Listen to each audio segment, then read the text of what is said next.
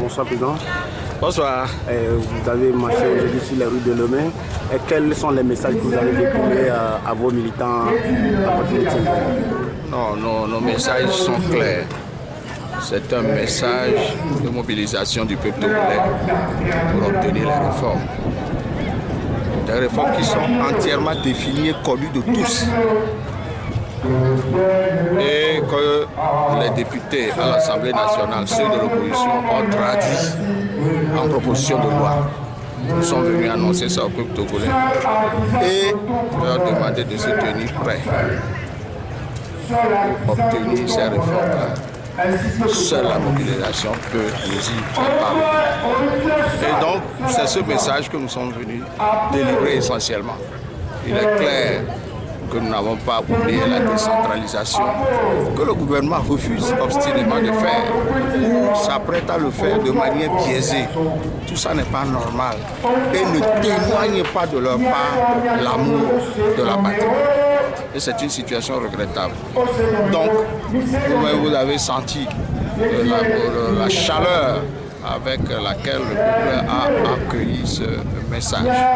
Je m'adresse particulièrement à tous ceux qui ne sont pas venus ici à cette manifestation, de ne jamais oublier que la patrie est un patrimoine commun et qu'à ce titre, certains ne peuvent pas rester à la maison et demander aux autres de libérer la patrie pour eux. La vie est difficile pour chacun.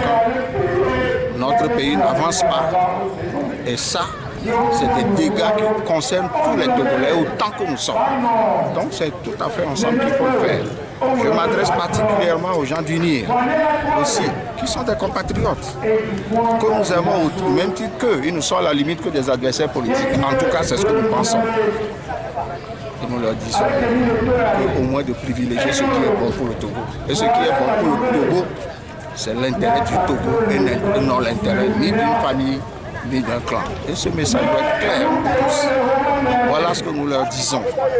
Nous avons fait un clin d'œil aux forces de sécurité qui sont là pour garantir notre sécurité. Mais nous leur avons dit quand même qu'il faut que cette manière de mettre le peuple en joue en étant dans un blindé léger n'est pas une bonne image.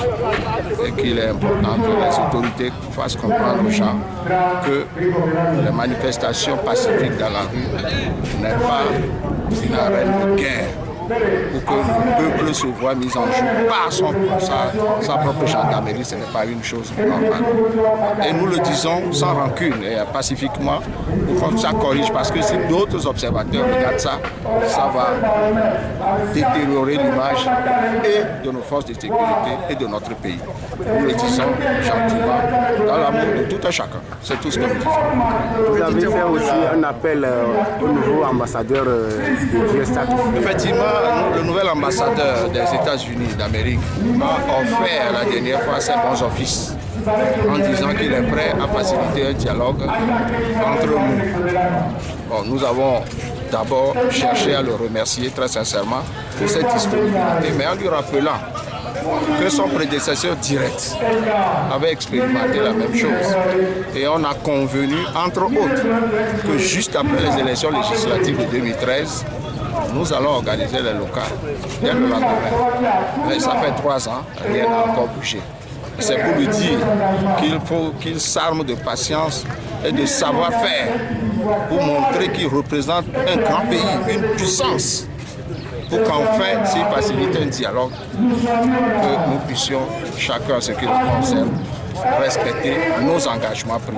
Car au Togo, les engagements, on les prend, on les prend, on prend les engagements, mais on ne les respecte pas. Et ce n'est pas la parole de militaire qui me démentirait. Suivez mon regard. Voilà le problème du Togo. Merci. C'est moi qui